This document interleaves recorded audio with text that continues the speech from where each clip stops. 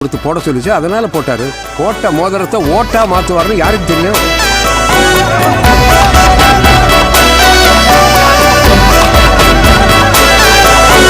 சுற்றமும் உற்றமும் யாருமே இன்றி வாழ்ந்திடும் வீட்டினில் தெய்வம் இல்லை.